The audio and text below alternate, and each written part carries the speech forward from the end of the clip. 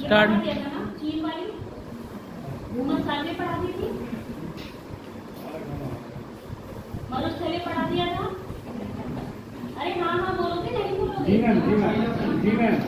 तुम लोग रिस्पॉन्स देते हुए हो हाँ ना हाँ ना। सवाना पढ़ा दिया था है ना। ये तो ब्लैक ब्लैक दिख रहे हैं, क्या है? सवाना दिख रहे हैं, ठीक है। मानसूनी पढ़ा दिया था। ये कौन सा उसमें आ रहा है? AWAMAS किसमें आ रहा है ये? हाँ सवाना नहीं, मानसूनी। बताओ किसमें आ रहा है? AWASAMCBCM।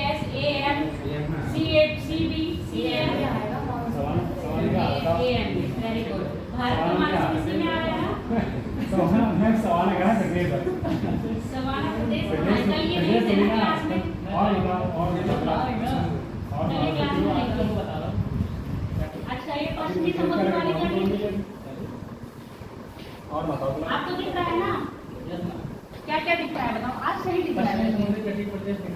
कल गलत गंदा दिख रहा था, गलत नहीं गंदा दिख रहा था। अब परमानेंट देख ले कौन सा है। करके बिठाया आपको बंदा कर दिया।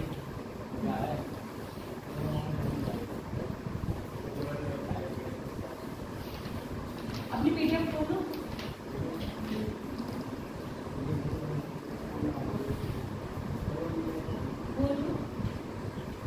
Digital class.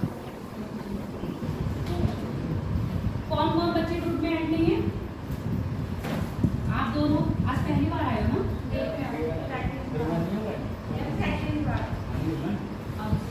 मेरा ध्यान आपकी क्लास में फर्स्ट टाइम आई है। हाँ यही मैं पूछ रही थी। आप तो पहली बार हैं, आपने मुझे बता दिया। आप लोग पहली बार हैं मेरी क्लास में पहली बार है ना? ग्रुप में ऐड है आपको सब? आप भी ऐड हैं? और कौन ऐड है यहाँ? ग्रुप हाँ ग्रुप तो उधर है, और एक ग्रुप यहाँ भी है ना? अच्छा हाँ एक ग्रुप आप यहाँ भी हो। आपका नाम ग्रुप आलोक? हाँ हाँ दूसरी वाली कौन सी? नहीं वाली? हाँ हाँ हैंडमेड वाली।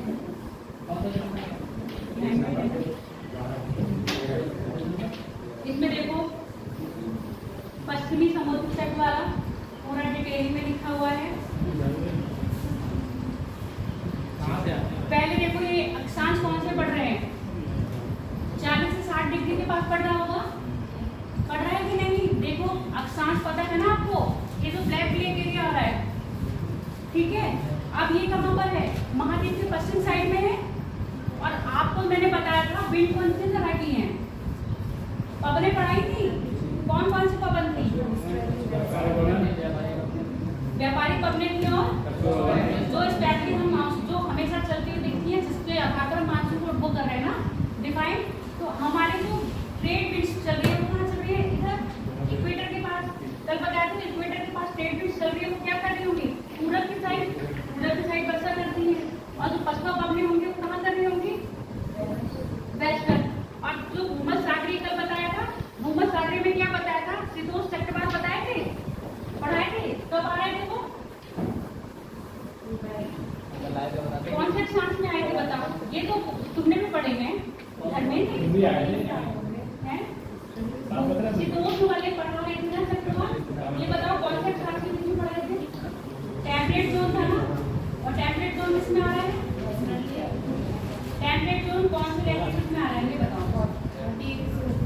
30 से ऊपर है ना? तो ये आपका टेम्परेट जोन में आ रहा है। शीतोष्ण चक्रवात यहाँ चल रहे थे, और यहीं पर आपकी जेट धारा चल रही थी, यानी कि जिसको हम कह रहे हैं पछुआ पवन है ना? पश्चिमी विक्षोभ से जेट धारा आगे आगे कहाँ चल रही थी? पूरे सर्दियों में यहाँ वापस कर रही थी। तो हमने इसको कौन सा बारिश कहा था? कौन से टाइप में रखा था? सी को रखा ही रखा था, ठीक है। एफ भी रखा था, क्योंकि क्या हो रहा है? बारिश हो रहा है। अब यहाँ बताओ एस रखा जाएगा या डब्ल्यू रखा जाएगा? समर ड्राई था या विंटर ड्राई था? समर ड्राई होगा या विंटर ड्राई होगा? विंटर ड्राई का मतलब सर्दियों में बारिश नहीं होगी, शुष्क होंगे। पर हमारे यहाँ तो देख रहे हैं ना सर्दियों में बारिश हो रही है, ये चीज बताई थी ना। तो ये क्या होगा? समर ड्राई होगा। समझ में आ गया? सी मतलब मिड अक्षांश में है, एफ मतलब बारिश हमेशा है,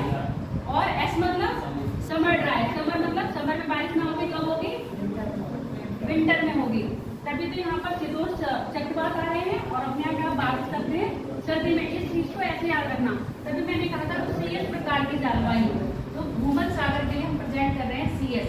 ये इम्पोर्टेंट है, AM इम्पोर्टेंट है, AW इम्पोर्टेंट है और AF इम्पोर्टेंट है। हम लोगों के लिए ये 3-4 इम्पोर्टेंट है। जो AW उसमें सवाल है, ये सवाना है, मरुस्थल है,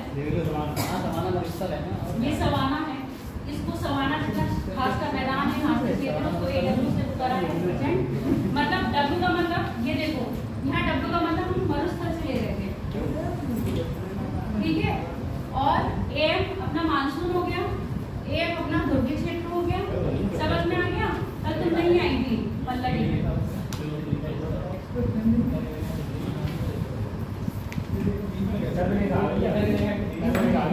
कहाँ है?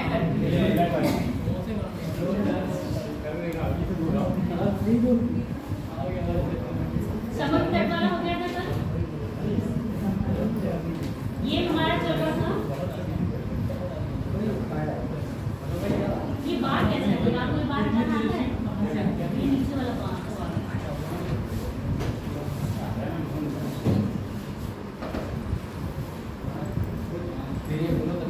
अरे ये बात हटाना है बेटा,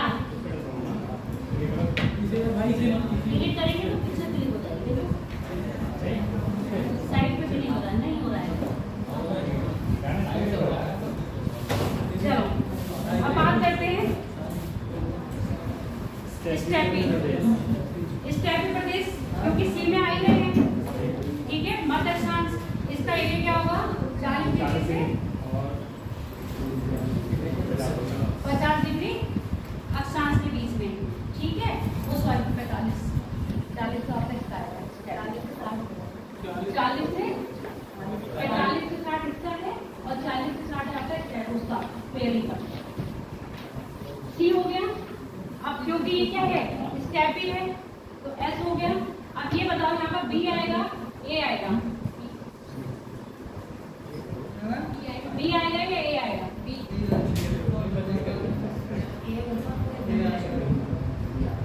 बताओ।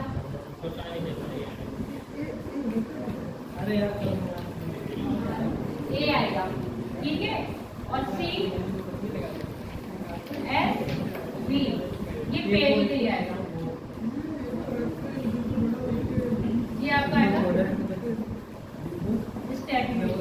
अब ये देखो स्टेपी जो घास के मैदान है कहाँ दिखाई दे रहे हैं? अक्षांश पता चल गया, 45 डिग्री से 50 डिग्री के बीच में, सॉरी 60 डिग्री के बीच में होगा। कहाँ का है? अब ये देखो आपका यूरेशिया वाला क्षेत्र आ रहा है, यूरेशिया आ रहा है, स्पेन आ रहा है और मैक्सिको का आ रहा है। अब यहाँ पर घास के मैदान है, तो घास के मैदान कहाँ होंगे? जहाँ बारिश का एवरेज कितना होगा? कल बताया था, बताओ। कल बताया था 200 सेंटीमीटर से अधिक बारिश होगी तो क्या होंगे? बताओ, 200 सेंटीमीटर से अधिक बारिश होगी तो क्या होंगे? सदाबहार बारिश, ठीक है। 150, 100 से 150 के बीच होगी तब पर्णपाती वन। कौन से पर्णपाती? आज होंगे या शुष्क होंगे? आज। उसके बाद हम 100 से ले रहे हैं 50 के बीच में, फिर आज होंगे पर्णपाती वन होंगे, आज होंगे या शुष्क होंगे? शुष्क होंगे। उसके बाद हम बात करते हैं 50 सेंटीमीटर की बारिश में, फिर क्या होंगे आपके? घास के मैदान, ठीक है। और 50 से जब कम हो जाएगी तो क्या हो जाएंगे आपके? मरुस्थल। ये बात क्लियर है? और जब घास के मैदान हो गए तो जाहिर सी बात है बारिश कितनी हो रही होगी यहाँ पर? 50 सेंटीमीटर के आसपास हो रही होगी, तभी तो घास के मैदान है। कल एक बात और बताएंगे कि जैसे जैसे हम इधर जाएंगे सदाबहार पढ़ेंगे, फिर मानसूनी क्षेत्र पड़ेगा, उसके बाद क्या पढ़ेंगे आपके? घास के मैदान, उसके बाद मरुस्थल। यही तो चीज बताई थी। जब हम इधर से जाएंगे तब क्या पड़ेगा? सदाबहार पढ़ेंगे, मानसूनी पड़ेगा, फिर घास के मैदान, और इधर तो मरुस्थल की बात ही नहीं करेंगे क्योंकि कोल्ड एरिया आ जाएगा। ये पशुओं पवनों के साथ होगा, ये व्यापारी पवनों के साथ होगा। इतनी बात क्लियर हुई थी। अब मैंने ये बात कही थी, जो हम यहाँ पर देख रहे हैं ये ठंडा प्रदेश तो है सी, पर कहीं कहीं बीच में क्या होगा?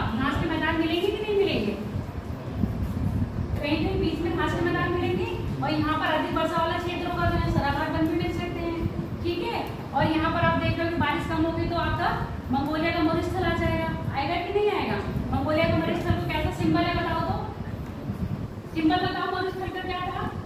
बी था, बी के साथ डब्ल्यू था, वेरी गुड। डब्ल्यू के साथ अब ठंडा होगा या गर्म होगा बताओ? अट्टामा कौन सा है? ये गोभी का मरुस्थल है ना, ठंडा है गर्म है? गोभी का मरुस्थल, हाँ गोभी गोभी गोभी गोभी कैसा है? ठंडा है गर्म है बताओ? गर्म है ठंडा है बताओ? पल्लवी गोभी का मरुस्थल ठंडा है या गर्म है? एरिया देख के बता दो। सी में आ रहा है ना, ए में तो नहीं आ रहा है ना। ए में आता तो गर्म होगा, सी में आएगा तो टेम्परेचर क्या होगा? डाउन होगा। तो कैसा होगा? ये मैंने कहा था सिंबल याद कर लेना, सिंबल पूछे जाते हैं एग्जाम में। ए मतलब ठंडा, एच मतलब गर्म, डब्ल्यू मतलब, और ये कैपिटल डब्ल्यू होगा, स्मॉल डब्ल्यू भी नहीं होगा। कैपिटल डब्ल्यू, कैपिटल डब्ल्यू होगा, इसका मतलब मरुस्थल। पे मतलब कोल्ड है, ये कल बता चुकी हूँ और पीडीएफ दिया है उसमें लिखा हुआ है, तो इतना दिमाग मत लगाओ, बस पढ़ लेगा। हाँ अब ये बात देखो, यहाँ पर टेम्परेचर ए में आ रहा है ना, ए में आया बी में? ए में आया। यहाँ टेम्परेचर हाई होगा तो बारिश कैसी होगी? फेरी की अपेक्षा ज्यादा होगी, क्योंकि ये इसमें आ रहा है ए एस ए में, सी एस बी में, ये बी में आ रहा है, ये ए में आ रहा है ना, तो यहाँ बारिश कैसी होगी? तापमान थोड़ा सा ज्यादा होगा, जब तापमान ज्यादा होगा तो बारिश भी कैसी होगी? इसकी अपेक्षा ज्यादा होगी। जबकि फेरी में क्या होगा? सॉरी, यहाँ पर बारिश ज्यादा होगी, क्योंकि यहाँ पर शुष्कता कम होगी ना, टेम्परेचर ज्यादा है तो मौसम थोड़ा शुष्क होगा, शुष्क होगा तो बारिश थोड़ी सी कम होगी। यहाँ टेम्परेचर थोड़ा सा डाउन है तो क्या होगा? यहाँ पर आर्द्रता ज्यादा होगी तो बारिश क्या होगी?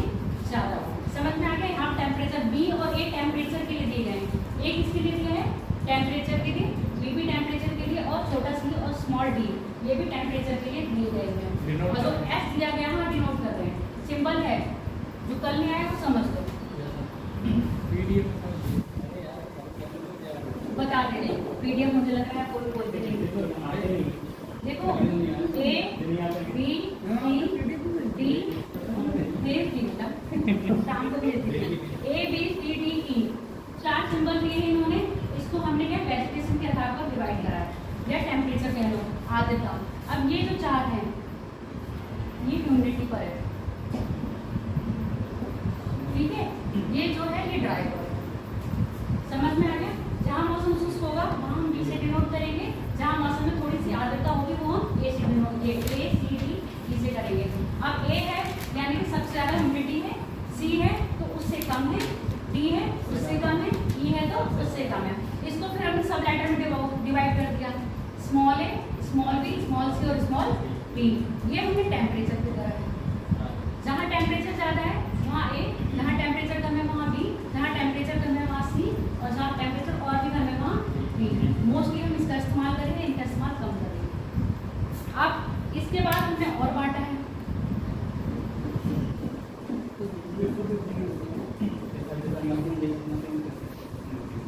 एफ एम डब्ल्यू एस, ये हमने वर्षा की मात्रा में बांटा, ठीक है।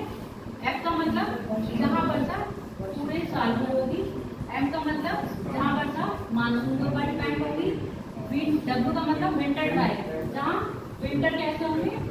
ड्राई होंगे, और समर क्या होगी? वर्षा होगी। एस का मतलब समर ड्राई और विंटर में वर्षा होगी। इतना समझ में आ गया? यही सिंबॉलिक है, इसी सिंबॉलिक के आधार पर क्या हमने इनको बांट दिया। इन्हीं को देख के हमने कहा कहाँ पर क्या होता है? सर्दियों में ड्राई होता है और बारिश होती है। यहाँ पर फिर घास के मैदान कितनी बारिश हो रही है, कितनी क्वांटिटी हो रही है, तो कौन सी घास कब आ रही है, उसके आधार पर बांटा। तो यहाँ पर हमने कहा है स्टेपी घास के मैदान, स्टेपी तो पता है कहाँ पाई जा रही है? स्टेपी घास के मैदान यूरेशिया में पाए जा रहे हैं, और आपके ये क्या है? डेक्कन पर साउथ अफ्रीका में, और ये पैटागोनिया का जो पठार है वहाँ पर पाए जा रहे हैं। दूसरी बात आपका थोड़ा सा अफ्रीका और थोड़ा सा मैक्सिको के पार्ट में ये आ रहा है, कौन से? आपके स्टेपी घास के मैदान। लंका में दिख रहा है? नहीं, ये है आपका क्या, ऑस्ट्रेलिया। ऑस्ट्रेलिया की कौन सी साइड है? पूरब है, पश्चिम है? पूरब। और उत्तर है, दक्षिण है? तो ऑस्ट्रेलिया के दक्षिण और पूरब में। ठीक, इतना क्लियर हो गया?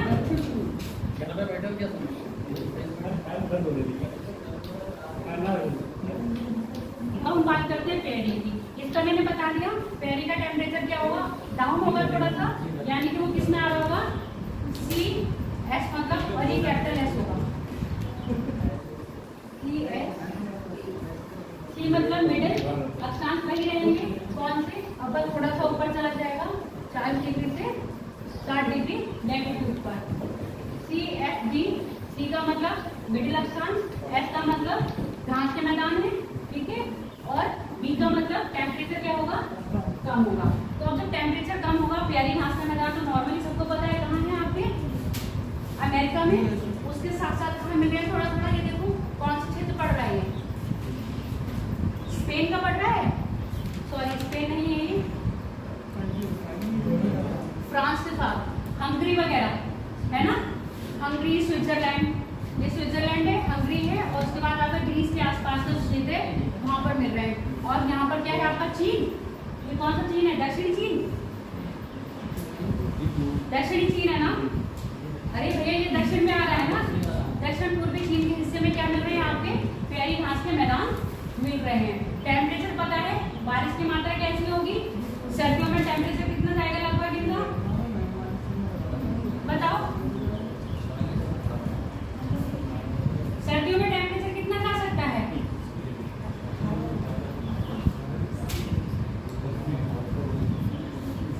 18 डिग्री सेंटीग्रेड से नीचे जाएगा, है ना, क्योंकि यहाँ पर गर्मियाँ कैसी होती है, गर्मियों में मौसम गर्म रहेगा, और सर्दियों में क्या होता है, स्नो पड़ जाती है ना, तो हिम क्या कहते हैं, हिमांक बिंदु यानी कि फ्रीजिंग पॉइंट से भी नीचे चला जाता है। इतनी बात क्लियर हो गई, बाकी पीडीएफ में देख लेना। बिलर है, सेंट लॉरेंस नदी सुना हुआ है, सुनी है, कहाँ है बताओ, सुनी है, सेंट लॉरेंस नदी कहाँ है, मैंने बताया है जब मैं आपको कॉन्टिनेंट पढ़ा रही थी, तभी मैंने सेंट लॉरेंस नदी के बारे में बात करी थी, और एक सेंट लॉरेंस को बताई थी, एक नियोन नदी को बताई थी,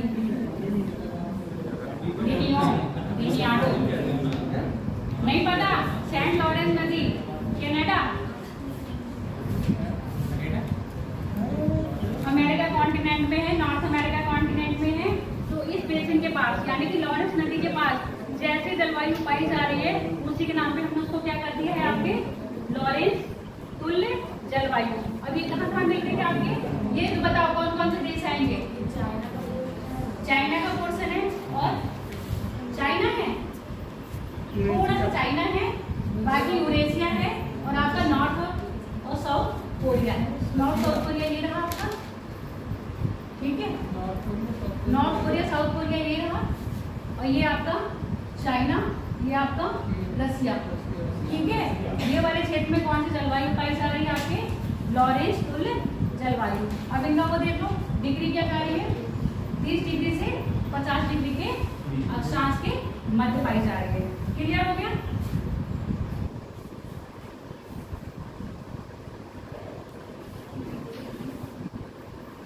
टैंगा प्रदेश, टैंगा प्रदेश यानी कि यहाँ पर क्या होंगे,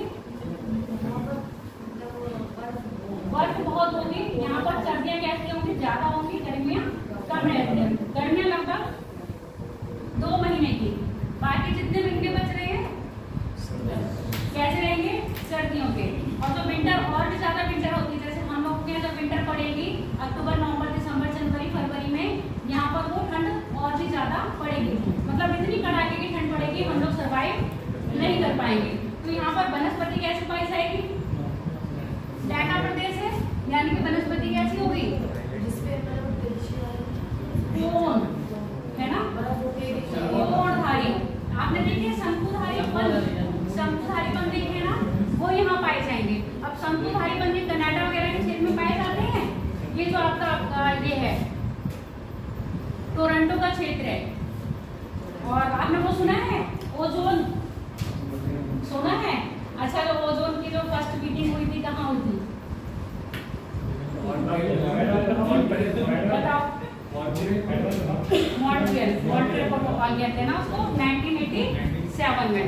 तो यहाँ मॉन्ट्रियल के पास ही क्या है आपका, ये वाला प्रदेश पाया जाता है, मतलब शंकुधारी जो वन पौधे पाए जा रहे हैं वो। और यहाँ पर जो इनका उद्योग होता है, कागज उद्योग के लिए फेमस है कनाडा का ये वाला मॉन्ट्रियल। और ये कौन से प्रांत में आता है आपका? टोरंटो प्रांत में आता है मॉन्ट्रियल। ये किसके लिए फेमस है? कागज उद्योग के लिए।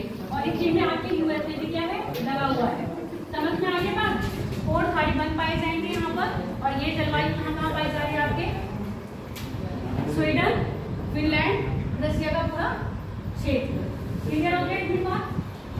अब हम आगे बात करते हैं टुंड्रा। टुंड्रा वनस्पति, यहाँ पर क्या होगा, क्योंकि अब आप देख रहे हो 60 डिग्री यानी कि 66 डिग्री लैटिट्यूड से क्या गया, ऊपर गया। तो यहाँ पर जलवायु में पेड़ पौधे नहीं पाए जाते हैं, हमेशा क्या रहेंगे, ये मच्छर यानी कि बर्फ से ढके हुए।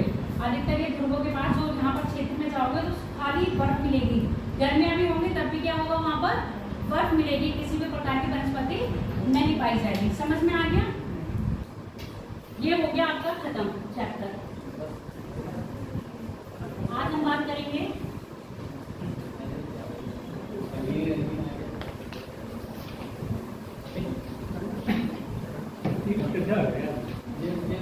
ये वो कह रहे हैं थोड़ा सा वो हो गया है, नहीं सही मत करो, फिर कुछ डिस्टर्ब हो जाएगा, फिर क्लास रह जाएगी।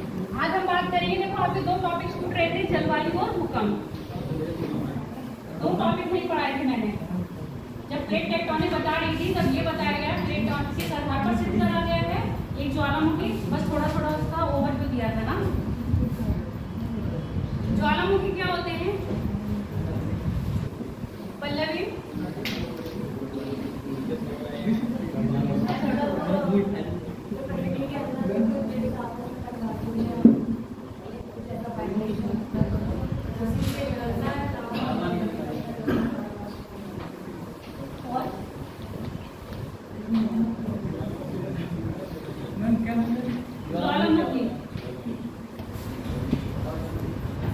ज्वालामुखी प्लेटों के टकराने से होता है। प्लेटों के टकराने से होगा? कन्वर्जन डाइवर्जन दोनों से नहीं होगा? नहीं होगा, कन्वर्जेंस से भी होगा। हाँ, प्लेट बिगड़ती है। मतलब प्लेटों के टूट जाने से भी ज्वालामुखी का, लेकिन उसमें तो रिजिस टाइप बन जाता है, मतलब कैसे बनते हैं एक लाइन की तरीका। मैम ज्वालामुखी 2 तरीके से होता है, एक तो दरार से, हाँ या तो केंद्र के ओर एक जगह बैंक के थ्रू या फिर गुजर से ऐसे नहीं करते हैं ज्वालामुखी, ऐसे होता है। ज्वालामुखी के पार्ट क्या होते हैं? देखो पहली बार ज्वालामुखी तो सिद्ध करा गया है आपके प्लेट टेक्टोनिक से। अब प्लेट टेक्टोनिक में क्या बताया था? प्लेट के किनारों से बताया था। प्लेट के किनारे कौन कौन से हैं मुझे बता दो। हाँ, मार्जिन, या तो कॉन्टिनेंट कॉन्टिनेंट, हाँ, ओशन ओशन ओशन कॉन्टिनेंट। ये तो प्लेट के टाइप्स हो गए। तो ये मुझे मार्जिन बताओ। एक एग्जांपल दे दीजिए बता। एक था विनाशकारी, कंस्ट्रक्टिव, हाँ, और कन्वर्जेंट है ना, डाइवर्जेंट और कन्वर्जेंट हो रहा था। एक ऐसे प्लेट किनारे थे जब 2 प्लेट आपस में क्या हो रही है, कन्वर्ट हो रहे हैं, तो यहाँ बलित पर्वत बन रहे हैं। और आपको ये पता है बलित पर्वत के सहारे भी ज्वालामुखी बन रहे हैं। इसका बेस्ट एग्जाम्पल क्या है? एंडीज और रॉकेट के सहारे। समझ में आ गया ना? एंडीज और रॉकेट के सहारे जितने भी पर्वत है सारे अधिकतर क्या है? ज्वालामुखी पर्वत है। समझ में? दूसरा क्या है आपका? 2 प्लेट है, डाइवर्ट हो रही है, डाइवर्ट हो रही है, तब यहाँ से क्या फ्लो हो रहा है लावा। तो यहाँ क्या बन रहे हैं? क्या बने?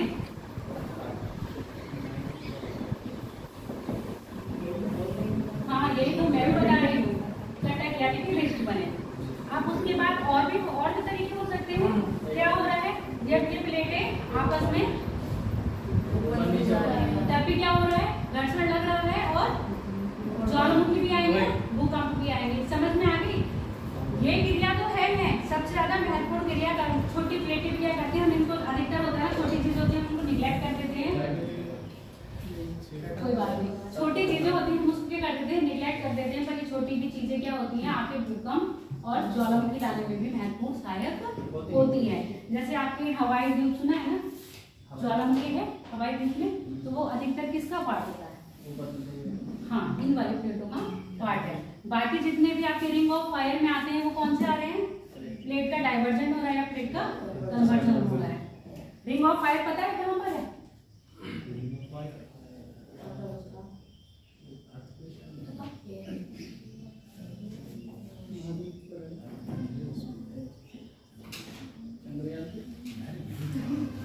दो बटा तीन, मतलब जिसमें जितनी भी ज्वालामुखी आते हैं सबसे ज्यादा किसमें होते जा रहे हैं?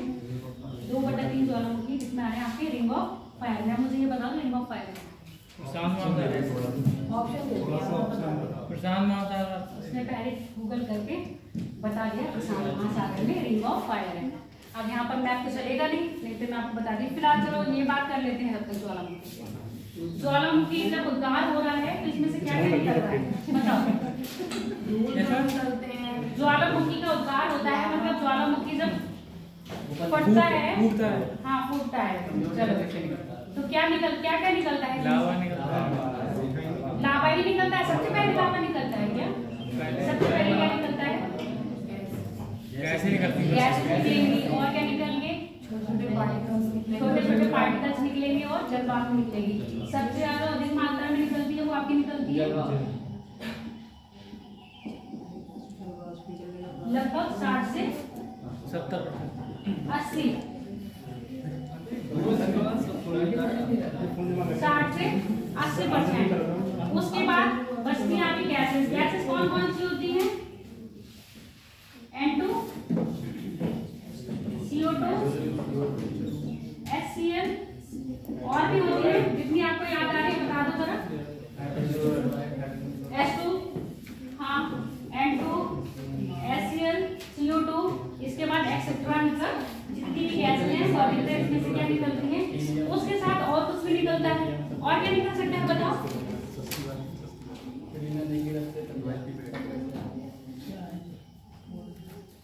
और भी निकलेंगे ना भूखंड, क्योंकि जब ज्वालामुखी फूटेगा उससे जब ठंडा, मतलब ज्वालामुखी के टाइप तो पता है, एक शांत है, एक मतलब एक सक्रिय है, एक्टिव है, एक इनएक्टिव है और एक दूसरा क्या है, बिल्कुल बंद हो गया है। जो बंद हो गया है वहां तो झील बन गई है। जो कभी कभी शांत होता है कभी झुकता है, तो हाँ तो उसके ऊपर क्या हो जाती है आपके? लैंड फॉर्म हो जाता है। जब ज्वालामुखी ऊपर आएगा तो लैंड फॉर्म से टुकड़े निकलेंगे ना, ठीक है, लैंड फॉर्म से निकलेंगे तो उसको क्या कहेंगे? खंडर। खंडर कहते क्या कहेंगे? विस्फोटक पदार्थ। और विस्फोटक पदार्थ वो तो वही जाएंगे ना, धूल कण वगैरह। अरे उसको क्या लैंग्वेज बता दो मुझे, जो छोटे छोटे वो पार्टिकल्स निकलेंगे ये डेली टाइप के, इसको क्या कहेंगे? देखो मैं वो शब्द मेरे दिमाग में नहीं आ रहा है, वो बता दूं। क्लस्टर, हमारे नहीं क्लस्टर नहीं। अरे चट्टानों के तो छोटे छोटे खंड होते हैं, टुकड़े कह दो, ठीक है, चट्टानों के टुकड़े, कुछ भी मैं बता दूं। आप ये चट्टानों के टुकड़े कैसे होंगे? टेले कह दो। ये क्या होता है? उन्हीं को बांटा है।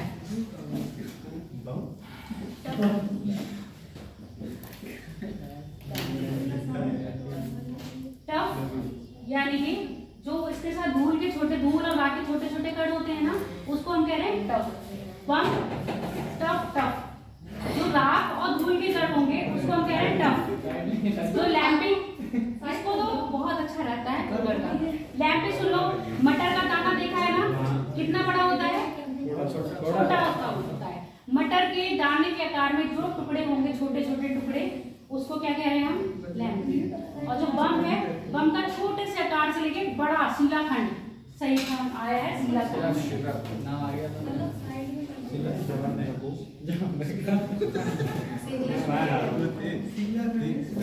क्रॉस पार्ट है ना, सिला। अच्छा छोटा सा सिला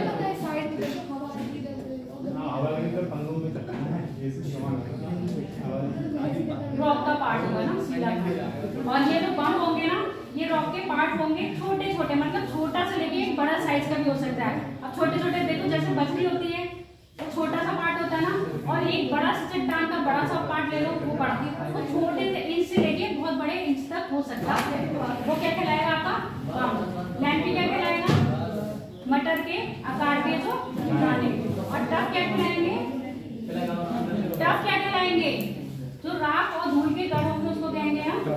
तो ज्वालामुखी का जब उद्गार होता है तो क्या निकल रहा है, जलवाष्प निकल रहा है, गैसेस निकल रही है, और चट्टानों के टुकड़े यानी शिला खंड निकल रही है। जो शिला खंड निकल रहे हैं उनको हमने 3 पार्ट में डिवाइड कर दिया है।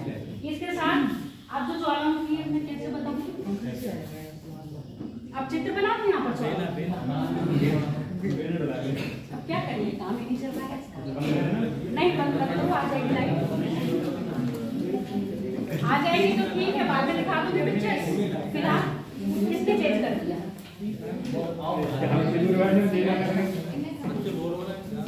नीट वाला ये लगाओ। हाँ ये कह रहा बेना लेके आना था।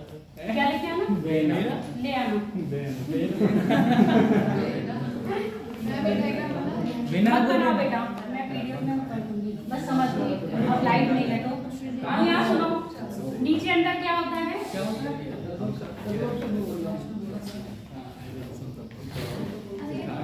पृथ्वी की परतें पढ़ी आपने, कौन कौन सी बताओ। चरण, पृथ्वी की परत बताओ कौन कौन सी है।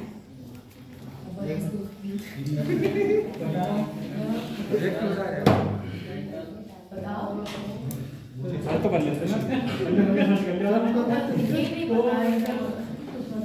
ये रिवीजन नहीं करते हैं। क्रस्ट मेंटल बताते सियाल सीमा, सियाल सीमा की बात ही नहीं कर रहे हम। क्रस्ट मेंटल, लिथोस्फीयर और एटमॉस्फेयर।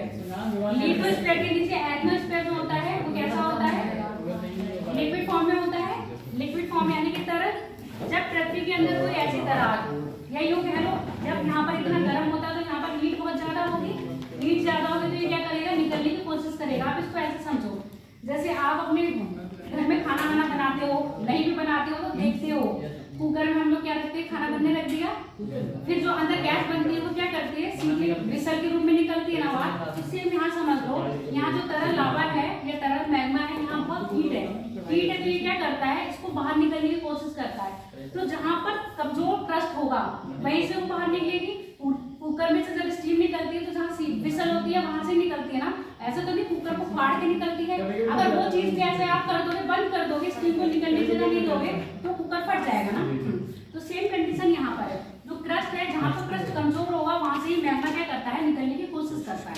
अब इसको मान लो ये चीज मिल गई, यहाँ से इसको जगह मिल गई निकलने के लिए। तो अब ये जो जगह मिली है इसको हम कहते हैं ज्वालामुखी नलिका।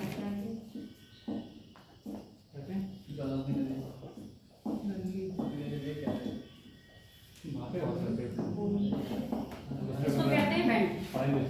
नली को क्या कह रहे हैं, वेंट। अब यहाँ से लावा जैसे जैसे आगे बढ़ेगा, क्योंकि ये बहुत स्पीडली बढ़ रहा है, तो जब स्पीडली निकलेगा तो ये बहुत तेज प्रेशर के साथ। अब प्रेशर के साथ निकल रहा है, मान लो यहाँ पर बहुत टाइम बाद हुआ, जो हमेशा होते हैं सक्रिय रहते हैं उनके साथ भी धूल कण तो निकलेंगे, क्योंकि जब यहाँ से निकल रहा है तो यहाँ से तो चीजें निकाल के जाएंगे ना। यहाँ से क्रस्ट को काटते हुए निकालेंगे तो यहाँ से तो भूखंड निकलेगा थोड़ा, तो यहाँ से जब भूखंड निकलेगा तो वो भी ऊपर जाएगा। और जो शांत होता है, मतलब तभी निकलता है, उसमें भूखंड ज्यादा निकलते हैं, इसमें भूखंड कैसे निकलेंगे, कम निकलेंगे। अब यहाँ से जब ये लावा निकला, यहाँ तो मैग्मा है, यहाँ पर क्या है, जो लिक्विड फॉर्म में यहाँ मैग्मा है। जब ये ऊपर आएगा तो हम इसको क्या कह देंगे, लावा। समझ में आ गया। नीचे रहेगा तो इसको मैग्मा कहेंगे, ऊपर आएगा तो हम इसको लावा कहेंगे। अब बाद में बीच में यहाँ पर क्या होती है, दरारें होती हैं। कभी कभी क्या होती है, यहाँ दरारें होती हैं, तो इन दरारों में भी निकल के सिर जाता है, मतलब यहाँ भी थोड़ा सा गैप होगा तो यहाँ से भी बाहर निकलता है। तो ऐसी नलिका को क्या हम कहते हैं, मिश्रित ज्वालामुखी। क्या कहेंगे हम, मिश्रित ज्वालामुखी नलिकाएं। यहाँ भी हो सकता है और यहाँ भी हो सकता है। इसके पार्ट कौन से हैं, अब ये जो बना है, ये जो गोल गोल बना हुआ दिख रहा है, इसको कहते हैं क्रेटर। क्या कहते हैं, क्रेटर यानी कि ज्वालामुखी का मुख।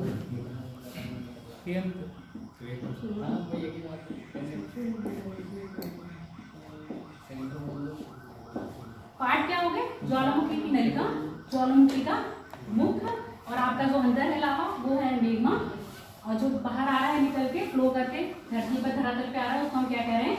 लावा। अंदर है तो मैग्मा, बाहर आ गया तो लावा। अब ये लावा जो ठंडा होता है, मतलब जो मैग्मा होता है, जरूरी नहीं कि धरातल पे ठंडा होगा, धरातल पे ठंडा होगा, धरातल के अंदर भी ठंडा होगा। ज्वालामुखी प्रोसेस में जो मैग्मा का निकलना और मैग्मा का जमना, ये सब क्या कहलाता है? इसके प्रोसेस के अंदर आता है। दो तरह से होता है, एक तो ये होता है धरातल के ऊपर और एक होता है धरातल के अंदर।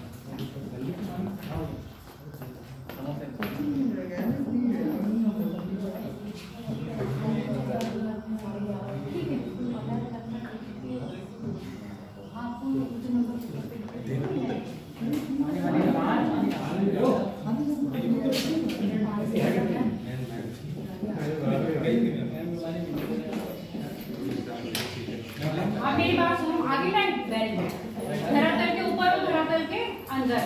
धरातल के जो ऊपर है लावा, वो कैसे दिखेगा आपको?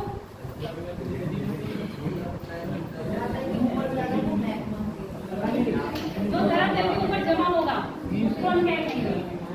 लावा कहेंगे ना। जो धरातल के ऊपर ठंडा हो रहा है उसको हम लावा कह रहे हैं। और उसके प्रकार देखो, एक तो जो गैसा दिखेगा गेसर,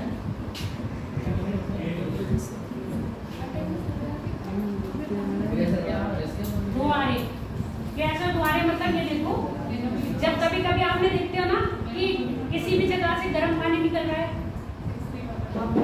भाप निकल रही है, देखते हो कि नहीं देखते हो? ऐसा तो है ना। अब हमारे इंडिया में तो ऐसी चीज नहीं दिख रही है, पर आप ये नॉर्थ अमेरिका कॉन्टिनेंट वगैरह में जाओगे तो यहाँ पर ये चीजें बहुत ज्यादा मिलती हैं। वहाँ पर गैसर भी दिखेंगे और आपको धुआरे भी दिखेंगे। नहीं, कहाँ है छिपकली? बोट के अंदर है। बहुत ही जाएगी। आपको डर लगता है ना, ये बता दिया। कहना डर लगता है इसलिए बता दिया। करवा दे, ये करवा दे। नहीं रहने दो, वैसे ही खा लूंगी, बस हम लोग करनी चाहूंगी। सुन लो, गैसर और धुआरे। धुआरे का मतलब जहाँ पर क्या होगा, नीचे तली कैसी होगी? गर्म होगी। ऊपर से क्या होगा? अगर पानी फ्लो कर रहा होगा तो उसके ऊपर क्या निकलेगा? आप ये सुनो, नीचे अगर आग जल रही हो, ऊपर पानी गर्म हो रहा होगा तो स्टीम निकलेगी ना, है ना। तो कहीं कहीं आप देखते हो स्टीमर स्टीम की तरफ निकलते हुए, तो ये स्टीम निकलना मतलब धुआरे कहे जाएंगे। और ये सब चीजें कहाँ होंगी? धरातल के ऊपर। गैसर मतलब जहाँ पर पानी गर्म होता है। कभी आपने सुना है ना, गर्म पानी और गर्म पानी के फुहारे निकलते हो, पानी उबलता हुआ दिखता है ना। आपने यहाँ पर तत्ता पानी सुना है? तत्ता पानी कहाँ पर है? हिमाचल में। तत्ता पानी तो ऐसा होता है। और यहाँ पर आपने केदारनाथ में सुना है तप्त कुंड, सुना है ना? कुंड का पानी हमेशा गर्म रहता है। तो कुंड का पानी हमेशा गर्म रहने की जगह वहाँ पर भूतापी ऊर्जा ही तो होगी, है ना। भूतापी ऊर्जा, तो ये सब चीजें किसमें आपके दिखाई दे रही है? ये इसके साथ में। अब बात करते हैं धरातल के अंदर। धरातल के अंदर जो लावा होता है, जैसे आपने धरातल में बना दी, अब इनके बीच में क्या होगी? बीच में क्या होगा? गैप होगा। ये मैंने क्या बनाया है? ज्वालामुखी की एक थोड़ा सा सैंपल बनाया। ये नली है, नली से क्या है? आपका मैग्मा ऊपर आ रहा है, फ्लो कर रहा है, और बीच में क्या है? दरारें हैं। दरारें हैं, तो इन दरारों में क्या करेगा? पहले मैग्मा इन दरारों में फिल हो जाएगा ना, जितनी जगह मिलेगी इन दरारों में चला जाएगा। इन दरारों में जो भरा जाता है उसको हम क्या कहते हैं? चट्टानों के रूप में आगे बाद में क्या होता है? हमें दिखाई देते हैं। तो उसको हम बैथोलिक, कैथोलिक लिख दूं ना, कैसे बोल दूं? कैथोलिक, कैथोलिक, लैकोलिक, लैटोलिक, डाइक और सिल। डायग्राम कैसे दिखाऊंगी? अब पता नहीं इसमें आइडिया कि नहीं?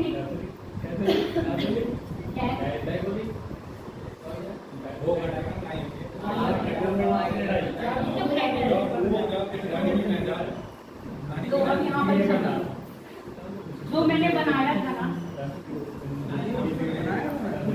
नहीं, जो मैंने अभी हाथ से बनाया था, ये मेरा बनाया हुआ नहीं है। स्टिल देखो, ये जो दिख रही है ना, मैंने कहा लावा क्या होता है? दरारों में भरता है। तो ये जो भर रहा है वो स्टिल है। अब ये ऐसे भरा है तो स्टिल हो गया।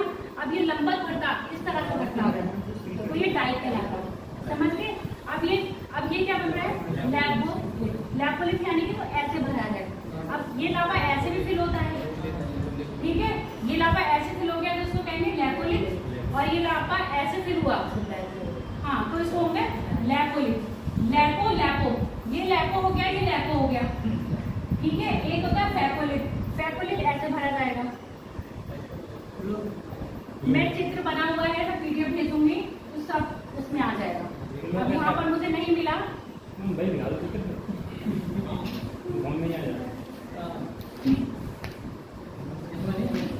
इसमें नहीं है, इसमें मुझे मिला नहीं है। भैया आपने समाज सेवा आपने देखोगे, ठीक है, इतनी बात समझ में आ गई। सिर्फ क्या है? ये पतले में जब ऐसे में जमा होगा तो ये डाइक कहलाएगा। ये सिर्फ क्या है? इनकी चट्टानों के फॉर्म है। धरातल के अंदर लावा कैसे कैसे जमा हो रहा है दरारों में, उनके टाइप है, ठीक है, और कुछ नहीं है। जब धरातल के ऊपर आएगा तो सिर्फ वो क्या है? एक लावा की तरह होगा। इसमें अब लावा कभी कभी ये होता है, हमें अरे पीछे बाद में देख लेना, लावा कभी कभी क्या होता है? फ्लो होके दरारों से फ्लो होता है ना। ये तो हमने कहा सीधे मैग्मा है, सीधे विस्फोट हो रहा है इसका। कभी कभी क्या होता है? दरारों से भी आता है। कभी कभी आप देख रहे हो ना, आपके घर में भी क्या होता है? बारिश बहुत ज्यादा तेज हो जाती है, कहीं दरारें होती है तो पानी रिसता हुआ आता है ना। सेम कंडीशन वैसे भी क्या होगी? आपके ज्वालामुखी के साथ होगी, कहीं कहीं दरारों के साथ होता है। अब यहाँ मानो थोड़ी सी दरार है तो दरारों के साथ क्या होगा? लावा रिसता हुआ आएगा और ये क्या जाएगा? फैलता जाएगा। ऐसे लावा हमेशा क्या बनाएंगे? पठार बनाएंगे। ऐसा जो मैग्मा जिसके बाद धरातल पर आएगा वो क्या बनाएंगे? पठार। जितनी भी आकृति बनेगी वो क्या बनाएंगे? दरारीय उद्भेदन से, दरारीय उद्भेदन से। ये कौन सा है आपका? केंद्रीय उद्भेदन, और दरारीय उद्भेदन से आपके क्या बन रहे होंगे? पठार। समझ में आ गई? लावा की जो क्रिया हो रही है, ये क्रिया बता दें कैसे है। विस्फोटन होता है, एक दरारीय और एक केंद्रीय। ये केंद्रीय हो रहा है क्योंकि यहाँ से क्या है? आपके नदी से निकल रहा है, और दरारीय से मतलब आपके दरारों से जो मैग्मा निकल के पठारों का निर्माण करता है उसको कहते हैं मैग्मा, ठीक है? मतलब दरारीय मैग्मा। हाँ बोलो। दरारों से निकलता है मैग्मा, उसकी मात्रा कम होगी ना? उसकी मात्रा कम होगी, उसकी मात्रा ज्यादा होगी। पर ये क्या होता है? ये कॉन्टिन्यूसली निकलता रहता है दरारों से, है ना? दरारों से कॉन्टिन्यूसली निकलेगा तो पठार के कटकों का निर्माण करेगा। ये क्या होता है? जब इनका उद्भेदन होगा तभी निकलेंगे। और कई होता है कि लगातार निकलते ही रहते हैं, कितने दिनों तक चलते रहते हैं। अभी वहाँ पर इटली में नहीं, मुझे लग रहा है, मुझे देख का नाम याद नहीं आ रहा है, 14 दिन तक हुआ था, 350 साल बाद हुआ था, 14 दिन तक लगातार हुआ था। मुझे देश का नाम याद नहीं आ रहा है। अब ये देख लो लावा,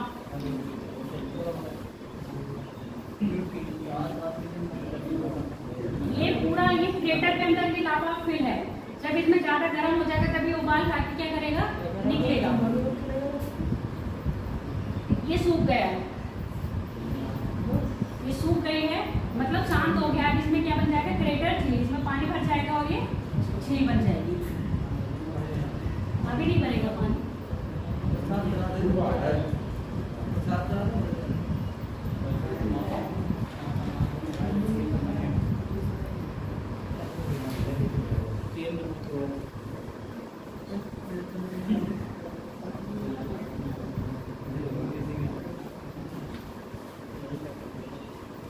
बहुत छोटी है, जूम नहीं होगी, चल भी नहीं रही है। गिफ्ट खाइए, नहीं चला बेटा, चल ही नहीं रहा है। गिफ्ट लेके आई थी मैं, गिफ्ट नहीं है, पढ़े लिखे मुझे लगा इसमें गिफ्ट लेके ये भी गिफ्ट हेलो नहीं चल। चलो हम बात करते हैं आपके ज्वालामुखी के प्रकार। आपको पता है टाइप्स कौन कौन से हैं? बताओ।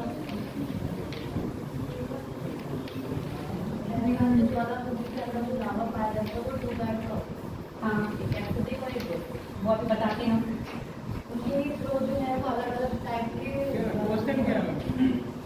वो जो लावा होता है वो सिलिका की मात्रा पर डिपेंड करता है। सिलिका की मात्रा अधिक होगी तो वो एसिड होगा, सिलिका की मात्रा कम होगी तो बेसिक होगा। अब जो एसिड यानी कि सिलिका की मात्रा अधिक है तो जो एसिड लावा होगा वो आपका कैसा होगा? गाढ़ा होगा। और जब जो गाढ़ा होगा वो गाढ़ी चीज ज्यादा दूर तक फ्लो करेगी या कम फ्लो करेगी? तो अभी जो मैंने कैरेक्टर बताया था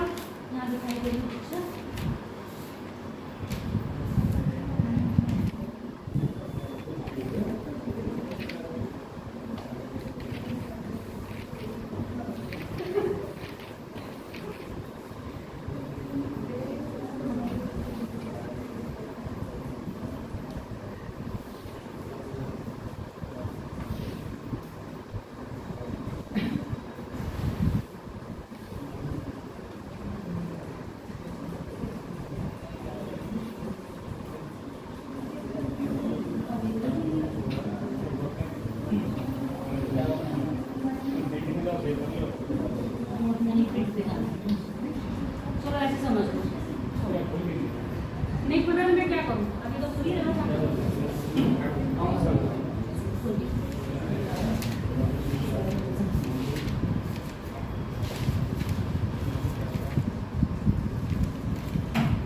मुझे लगता है ये भी घूमते ही है।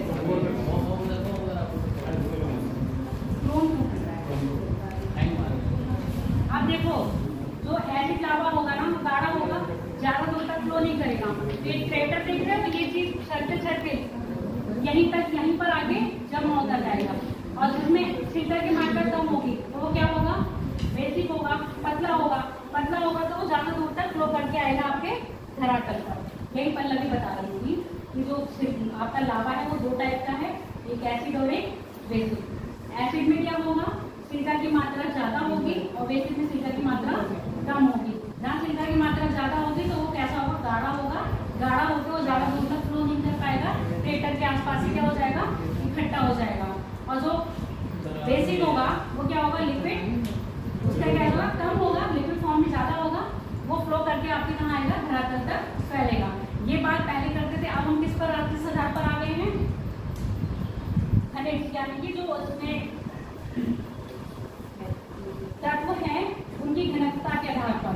किसी पर खनिज ज्यादा है, मतलब खनिज प्रधान, मतलब सिल्का प्रधान है, तो उसको हम कह रहे हैं, नाम याद देख के बताना जरा बेटा। उसमें नाम, दो चीजों का नाम है, तीन है। एक है मैट्रिक,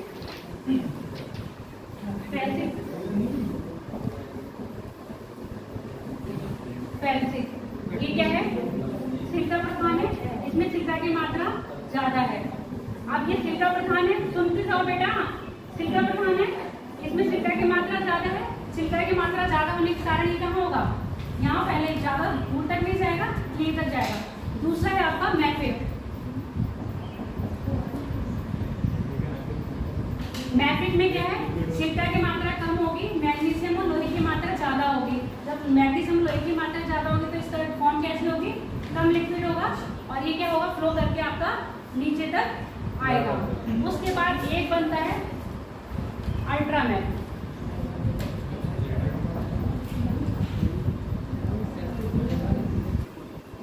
अल्ट्रामैफिक क्या है? इन दोनों के बीच का है। अब बात सुनो, मैं आपको कह रही थी लावा जम रहा है, दरारों में जम रहा है ना। जब ये पहले जमता है तो क्या होता है? ग्रेनाइट का नाम सुना है? सुना है? कैसा होता है ग्रेनाइट? ग्रेनाइट चट्टान है ना। जो ग्रेनाइट चट्टान है वो कहाँ होगी? आपके धरातल के अंदर। धरातल के अंदर जब मैग्मा ठंडा होगा तो किस फॉर्म में जमा होगा? वो ग्रेनाइट ही। और इसमें क्या होगा? फेल्स में आएगा, फेल्सिक में आएगा। दूसरा है आपका मैफिक। बेसाल्ट क्या है? बेसाल्ट क्या है?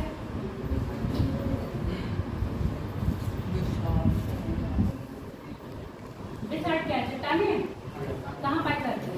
धरातल के ऊपर। हाँ, ये भी क्या है? आपकी ग्रेनाइट का एक परिवर्तित रूप है। जो मैफिक में मिलेगी वो चट्टान है आपकी डायोराइट।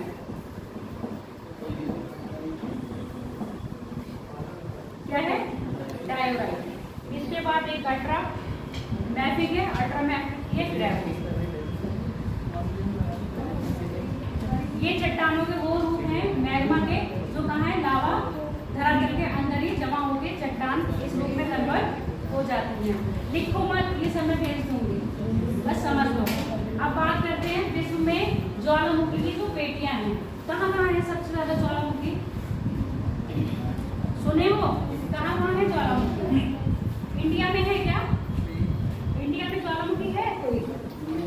बताओ मुझे। सक्रिय और निष्क्रिय दोनों है कि नहीं है?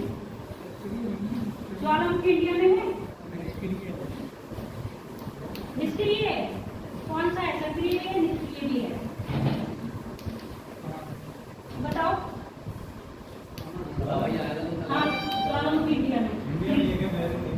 बैरन पे है, नार्कोडम नहीं है। अंडमान निकोबार में है ना। जो बैरन है वो सक्रिय है और जो नार्कोडम है वो कैसा है? निष्क्रिय है। समझ के? इंडिया में दोनों है। अब यहाँ बात करेंगे, पहले रिंग ऑफ फायर दिखा दें।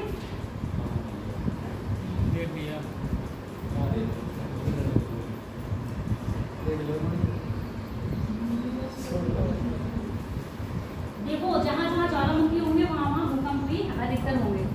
क्या हो गया?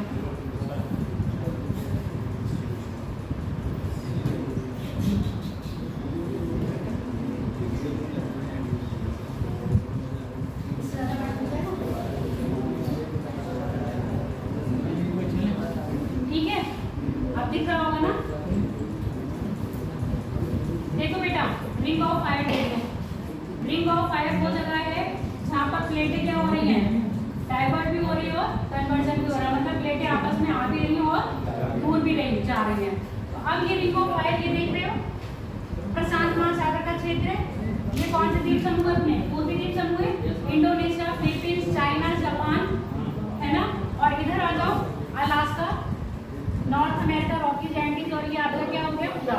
ये जो पूरा सर्किल आ रहा है ये रिंग ऑफ फायर है। रिंग ऑफ फायर में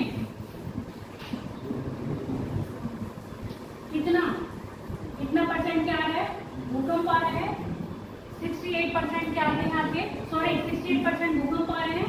2/3 हिस्सा जितना भी पृथ्वी पर क्या आ रहा है, ज्वालामुखी है, 2/3 हिस्सा जिसमें आके रिंग ऑफ फायर में आते हैं। विश्व के सबसे ज्यादा ज्वालामुखी यहाँ आ रहे हैं। उसके बाद आते हैं आपका दूसरी पेटी आ रही है आपकी ज्वालामुखी की। ये जहाँ हम लोग इंडिया में ज्वालामुखी आते हैं, कौन सी पेटी में आ रहे हैं? प्रशांत महासागर वाली पेटी में आ रहे हैं, या मिड कॉन्टिनेंटल वाली पेटी में आ रहे हैं, या मिड अटलांटिक वाली में आ रहे हैं? बताओ। हमारे यहाँ इंडिया में जो ज्वालामुखी आता है किसमें आ रहा है? कॉन्टिनेंट में आ रहा है, मिड कॉन्टिनेंट वाली में आ रहे हैं, मिड अटलांटिक में आ रहे हैं, या प्रशांत के रिंग ऑफ फायर में आ रहे हैं? इंडिया में जो भूकंप और ज्वालामुखी तो रहने दो, मिड में आएंगे। यानी कि जो हमारा इंडिया का क्या पड़ रहा है, म्यांमार वगैरह जो अभी बताया था, अंडमान निकोबार, ये चीज। अब ये देखो यहाँ से आया, इसकी एक शाखा कहाँ चली गई? इंडोनेशिया, जकार्ता होते कहाँ प्रवेश कर रहे हैं आपके? यूरेशिया में। यूरेशिया प्लेट के सहारे जितने भी बलित पर्वत हैं वहाँ पर क्या होंगे? बलित पर्वत के सहारे आपके ज्वालामुखी भी आएंगे और भूकंप भी आएंगे। समझ में आ गया? ये बेल्ट क्या है? ज्वालामुखी की भी हो रही है और आके भूकंप की हो रही है। इसके सहारे क्या है? जितनी भी ज्वालामुखी आ रहे हैं ये सब कहाँ आ रहे हैं? आपके यहाँ तक आ रहे हैं। अब यहाँ पर देख लो, आपके हवाई द्वीप भी है, अमेरिका में हवाई द्वीप यहाँ पर ही है ना, इधर ही तो है हवाई द्वीप, क्या इधर है? इधर है ना। हाँ, तो ये रिंग ऑफ फायर के पास हवाई द्वीप भी आ रहा है, और ये हवाई द्वीप के पास एक प्लेट है। बताओ प्लेट का नाम क्या है? कौन सी है? प्लेट याद नहीं करिए अभी।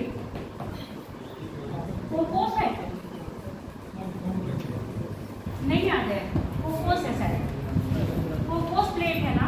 वहाँ पर हवाई द्वीप के पास कोकोस जो छोटी प्लेटें होती है, छोटी प्लेटों के सहारे क्या आपके ज्वालामुखी भी आएंगे और भूकंप भी आएंगे, क्योंकि ये प्लेटें क्या होंगी? कहीं ब्रंश बनाती है, ब्रंश के सहारे भी। अब यहाँ देखो, ये कौन सा है? अफ्रीका कॉन्टिनेंट है। अफ्रीका कॉन्टिनेंट में ये विक्टोरिया के पास है, आता है ना। ये दूसरी पिक्चर दिखाती हूँ, जाना है हॉस्पिटल, कोई बात नहीं, जाओ जरूरी काम।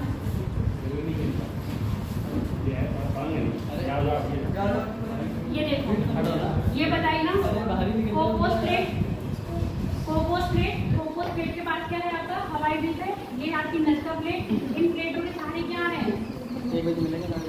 ये सारे क्या है? ज्वालामुखी पर्वत है। जितना भी ये दिखा रहे हैं सारा रेड, ये सब क्या है? आपके ज्वालामुखी है। और ये देख लो हवाई द्वीप के पास, ये प्लेटों में जो पर्वो आएंगे, जहाँ दो प्लेटें, अब यहाँ पर दो प्लेटें कौन कौन सी है? महाद्वीपीय प्लेट और महासागरीय प्लेट। बिंदु पॉइंट हो गया, या ये प्लेट दूर जा रहे होंगे तब भी लावा निकलेगा, या प्लेट ही क्या हो रही होंगी? आपस में आ रही होंगी। आपस में आ रही है तो क्या हो रही है? अधिक घनत्व वाली प्लेट कहाँ जा रही होगी? नीचे या ऊपर? अधिक घनत्व वाली प्लेट नीचे जाएगी। और कितना नीचे चली गई है? अगर वो 200 मीटर से नीचे चली गई है तो क्या होगी? मेल्ट होना शुरू हो जाएगी। जब वो मेल्ट होना शुरू होगी तो उसके बीच में क्या होंगी? दरारें होंगी। उस दरारों से क्या होगा? आपके लावा फ्लो करेगा तो ज्वालामुखी बनेंगे। तो यही चीज इसमें दिखाई गई है। ये आपका पूरा रिंग ऑफ फायर है। ये आपका पूर्वी द्वीप समूह है। पूर्वी द्वीप समूह से होते होते ही सारा आपका क्या बन गया? आपका ये पूर्वी द्वीप समूह हो गया, ये आपका एंडीज और ये रॉकीज के सहारे अधिकतर ज्वालामुखी मिलते हैं। अब यहाँ पर देखो, ये क्या है? आयरलैंड या आइसलैंड? बताओ, आयरलैंड है आइसलैंड है? आइसलैंड है। आइसलैंड से स्टार्ट होता है त्रिपुरा स्टेट से स्टार्ट होकर कहाँ तक जा रहा है आता ये हिंद महासागर में प्रवेश कर गया है ना। तो ये इसके सारे जितने भी आपके ज्वालामुखी हैं ये दिख रहे हैं ना, मिड अटलांटिक में कटक के सारे, मिड अटलांटिक कटक के सारे भी ज्वालामुखी आपके हैं। 3 प्लेटें बताई, एक रिंग ऑफ फायर है, दूसरा मिड अटलांटिक है, आपकी तीसरी आपकी आ रही है यूरेशियन प्लेट, जिसमें आपके ये अफ्रीका कॉन्टिनेंट में दरार बताई थी मैं, दरारें पड़ रही है। तो ये ब्रंश है ना, तो अफ्रीका कॉन्टिनेंट की जितनी भी झीलें हैं वो कौन सी हैं, ब्रंश में बनी हुई है। ब्रंश मतलब समझ रहे हो ना, ब्रंश का मतलब समझ रहे हो नहीं, जहाँ पर क्या होता है धरातल टूट जाते हैं, बीच में क्या बन जाता है, गैप आ जाता है, वो ब्रंश है। तो इसके ब्रंश के सारे भी क्या है, अफ्रीका कॉन्टिनेंट में जितनी भी झील है, चाहे आपके विक्टोरिया हो, चाहे आपके टंगानिका हो, चाहे आपके तंजानिया हो, ये सारी क्या है ब्रंश के ब्रंश निर्मित झीलें हैं। और इनके सहारे भी क्या आ रहे हैं भूकंप, जितनी भी रेड पॉइंट दे रहे थे ये सब क्या है भूकंप के क्षेत्र है। अब यहाँ पर इधर आ जाओ यूरेशियन प्लेट में भूमध्य सागर के पास, अभी टर्की में सुना था ना, टर्की और सीरिया में भूकंप आया था, बहुत तगड़ा आया था, और नेपाल में आया था। तो हम लोगों के यहाँ जो भूकंप आते हैं वो किस में आ रहे हैं, मिड कॉन्टिनेंट प्लेट के, मिड कॉन्टिनेंट जोन में। जो भारत में भूकंप आता है वो किस जोन में आ रहा है, मिड कॉन्टिनेंट जोन में, ना कि मिड अटलांटिक में, ना कि रिंग ऑफ फायर में। जितने भी आपके north America, south America, north America, Japan और ऑस्ट्रेलिया में जितने भी भूकंप आएंगे वो सॉरी ज्वालामुखी आएंगे वो क्या होंगे आपके पैसिफिक यानी कि रिंग ऑफ फायर में आएंगे। दुनिया के सबसे ज्यादा किस में आते हैं, रिंग ऑफ फायर में, उसके बाद आते हैं अटलांटिक में, उसके बाद जितने बच रहे हैं ये यहाँ आएंगे। समझ में आ गया, सबसे ज्यादा यहाँ चाहे भूकंप हो चाहे ज्वालामुखी हो, सबसे ज्यादा आएंगे रिंग ऑफ फायर में, उसके बाद आएंगे अटलांटिक में, उसके बाद आपके आएंगे यूरेशियन में। ये जो मैंने आपको पिक्चर दिखाई, ये पिक्चर आपकी भूकंप को भी कवर कर रही है और ये आपकी ज्वालामुखी को भी कवर कर रही है। ठीक है, क्लियर हो गया। ये देखो इंडिया, अच्छा यहाँ दिखा है इंडिया, अपना हिमालय रेंज है ना, हिमालय किसको रखा है, 5 में रखा है, 4 में रखा है, 3 में रखा है, 2 में रखा है, 5 जोन में बांटा है ना। भूकंप को 5 जोन में बांटा है, पहले 6 थे उसको 1 और डाल दिया, 5 रह गए। कौन से जोन में बांटा, हिमालय का, क्योंकि दक्षिण भारत तो भूकंप मुक्त है। एक आधा अपवाद है जो आपका भुज में आया था, कब आया था 2010 में, भुज में कब आया था 2010 में आया था, नहीं उससे पहले आया था, शायद 2002 या 2001 भूकंप में 5 में रखा जाता है। सबसे संवेदनशील है हिमालय, अधिकतर देखते हो ना आए दिन भूकंप आते रहते हैं। अभी भी तो आया था, कब आया था 23 को, सॉरी 23 तारीख थी ना, 23, अरे अभी आया था, तो आया है मैं कोचिंग से गया था, उसके बाद आया 2 बजे, 2 बज के बाद नेपाल, तब उसका केंद्र था नेपाल, अभी आया है 2 हफ्ते पहले। अब मुझे मंडे को नहीं पता, 2 अक्टूबर को नहीं आया था, 3 को आया था, 2 को नहीं था बेटा, मैं क्लास ले रही थी तब आया। ऐसा हो ही नहीं सकता, वहाँ तो ठंडा कह रही हो ना, तो वहाँ पूरे रूम में मैं क्लास ले रही थी 3 वाली, 3 मंगल की बात है, 3 को आया था वो। आप अरे अभी मैं सर्च में सच मत करो, कुछ मत करो, आप बैठ जाओ, शाम सुन लो बेटा, समझ में आ गया। हिमालय का जो क्षेत्र है केंद्र उसका क्या था, नेपाल, तो हम लोग को कहाँ रहा है, मिड कॉन्टिनेंट जोन में आते हैं। क्लियर, अब हम बात कर लेते हैं भूकंप की, चलो भूकंप की बात करें। ये देखो भूकंप, भूकंप क्या है ये बता दो, सोनू भूकंप बताओ क्या है, क्यों आते हैं भूकंप, भूकंप क्यों आते हैं,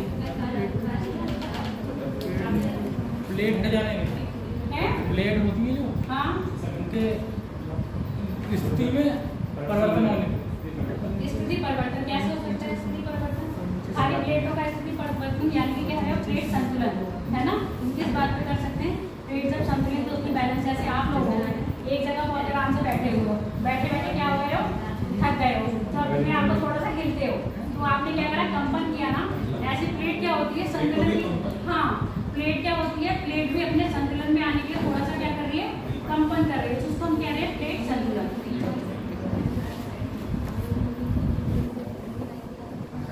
प्लेट संतुलन, और अभी मैंने बताया था कि जहाँ जहाँ ज्वालामुखी होंगे वहाँ वहाँ पे क्या होंगे, भूकंप आएंगे। वहाँ पर आने का कारण क्या है चरण, जहाँ जहाँ भूकंप होंगे, ज्वालामुखी होंगे, वहाँ वहाँ भूकंप आएंगे। कारण बताओ, जहाँ जहाँ ज्वालामुखी है वहाँ वहाँ भूकंप आ रहे हैं, कारण बताओ। जो मैग्मा है, पृथ्वी के अंदर जो हाँ हाँ मैग्मा है, लिक्विड फॉर्म में। हाँ लिक्विड फॉर्म में है, वहाँ पर जो गैसें संवहन गैसें होती हैं ऊपर भी हो जाती हैं। तो जो प्लेटें हैं जो आपस में जो गैसें हैं, तो ये प्लेटों का संकलन, जो संवहन की बात कर रहे हैं ना, वो ये प्लेटों का आ जाएगा। संवहन तरह के जो ऊपर फ्लो करती हैं तो प्लेटों को क्या करते हैं, संतुलन अवस्था में लाती हैं। अगर संतुलन अवस्था में आ रही है तो प्लेटों का डाइवर्जन और कन्वर्जन भी हो रहा है। डाइवर्जन कन्वर्जन हो रहा है तो प्लेट में क्या आ रहा है, भूकंप भी आ रहे हैं। ज्वालामुखी जहाँ होंगे वहाँ पर मैंने कहा गैसें है ना, गैस बहुत अधिक अवस्था में है तो वो प्रेशराइज कर रही होंगी, बाहर निकलने के लिए क्या करती हैं, बहुत जोर दे रही होंगी। तो बाहर निकलने के वो जोर देती हैं, उससे जो कंपन हो रहा है वो क्या है, वो हमारे यहाँ भूकंप के रूप में दिखाई दे रहा है ना। तो ज्वालामुखी जहाँ पर हो रहे हैं वहाँ भी क्या हो रहा है, जो गैसें हैं वो अपनी, ठीक। अब इसके अलावा और भी कुछ हो सकता है। अच्छा, जो ऊर्जा मुक्त कर रहे हैं, ऊर्जा ही तो है ये एक प्रकार की, जो कंपन कर रहा है वो ऊर्जा ही मुक्त कर रहे हैं, उस ऊर्जा को क्या कहेंगे, जाओ बताओ, उस ऊर्जा को क्या कह रहे हैं, पानी पिया, भूकंप कहेंगे। वो ऊर्जा कौन से रूप में है, प्रत्याशित ऊर्जा यानी कि इलेक्ट्रिसिटी एनर्जी, वो उसको क्या कहते हैं, इलास्टिसिटी एनर्जी।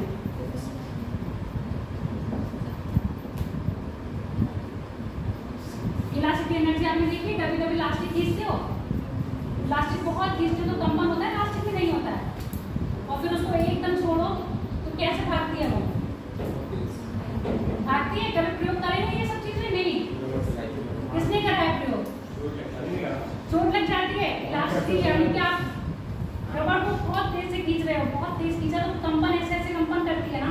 तो सेम है, जब पृथ्वी से ये ऊर्जा, चाहे वो प्लेटों के संतुलन से हो, चाहे वो क्या हो आपका ज्वालामुखी से हो, या फिर और कोई कारण है, मानव जनित कारण भी हो सकते हैं ना, मानव जनित कारण हो सकते हैं भूकंप आने के कि नहीं, बताओ मुझे,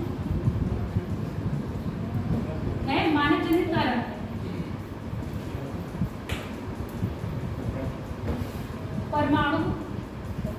परमाणु परीक्षण करते हैं तो क्या धरती का कंपन नहीं होता है, होता है। धरती का कंपन हुआ तो भूकंप आया कि नहीं, मानव जनित कारण भी होते हैं भूकंप आने के। जो ऊर्जा निकल रही है वो क्या निकल रही है, इलास्टिसिटी एनर्जी निकलती है।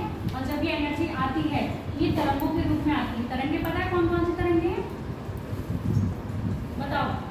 ये तो बचपन से सुने होंगे, भूकंप में 3 तरंगे निकलती हैं, कौन कौन सी है,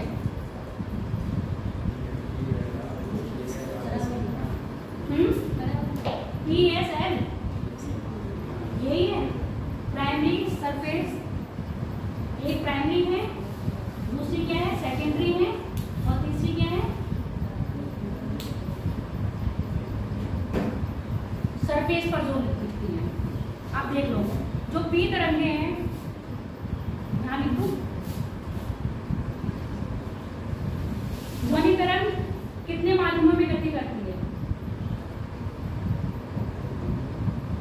ध्वनि तरंग। अच्छा ये बताओ, ध्वनि की जो गति होती है सबसे ज्यादा किसमें होती है, द्रव में, ठोस में, जल में,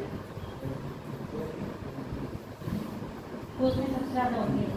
ये जो तरंग है कैसी है, ध्वनि तरंग होती है। ध्वनि तरंग मतलब मैंने बताया ठोस, द्रव, गैस, तीनों में क्या कर रही है, गति कर रही है। जो आपकी P यानी कि प्राइमरी तरंगे हैं वो ठोस में भी गति करेंगी, लिक्विड में भी करेंगी और गैस में भी करेंगी। अच्छा ये बताओ, प्रकाश को चलने के लिए कोई माध्यम की आवश्यकता होती है,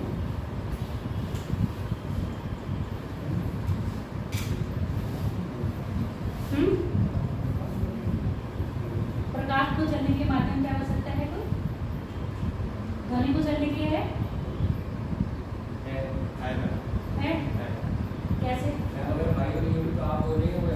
यहाँ तक आएगा नहीं, ठीक है। क्योंकि आप ये जानते हो ना, हमारे जो ब्रह्मांड में है कई उनका पिंड आपस में टकराते रहते हैं, और सारे ग्रह हैं जब हम मूव कर रहे हैं तो उनके पास अपनी गति है। अब ध्वनि के लिए माध्यम की आवश्यकता है, तभी तो उनकी गति हमें सुनाई नहीं दे रही है, क्योंकि वहाँ वैक्यूम में कोई नहीं है ना, न ठोस है, न द्रव है, न गैस है, वैक्यूम बिल्कुल खाली है, वहाँ पर कोई माध्यम ही नहीं है।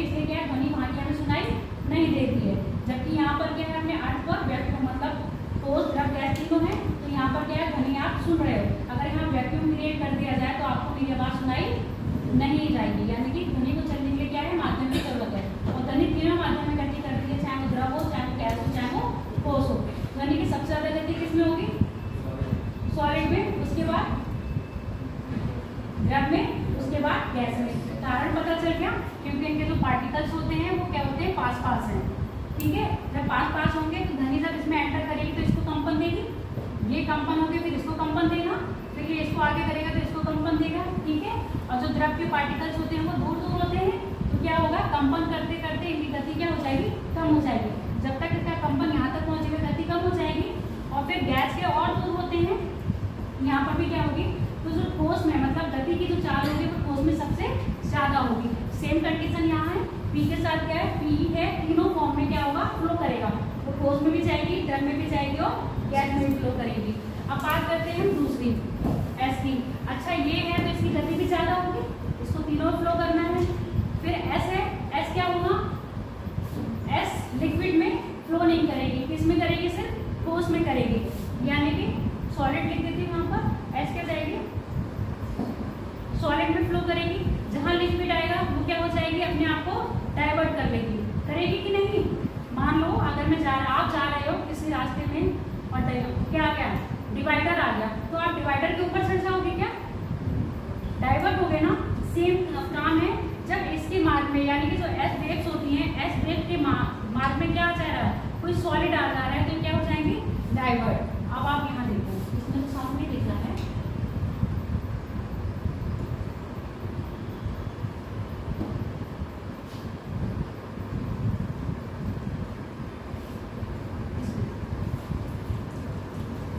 ये एस वेव है। अभी मैंने एस बताई थी, एस वेव क्या कर रही है, ये जो पृथ्वी का कोर है, पृथ्वी का कोर इनर और आउटर दो होता है। जो इनर कोर है वो क्या है, ठोस है, जो आउटर कोर है वो क्या है, थोड़ा सा ऐसे समझो, ना ज्यादा लिक्विड में है और ना ज्यादा ठोस है।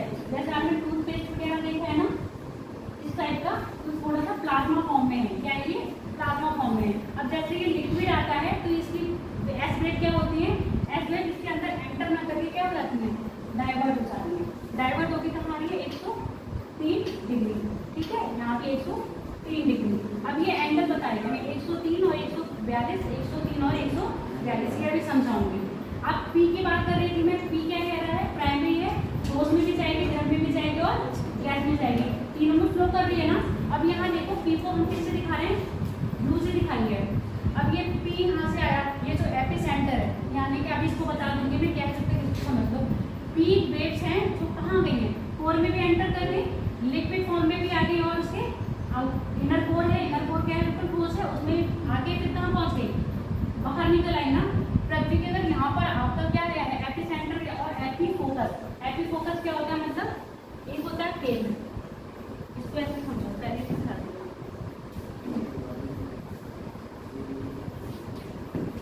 मान लो ये क्या है, धरातल है, ठीक है, ये क्या है, धरातल है, ये क्या है, फोकस।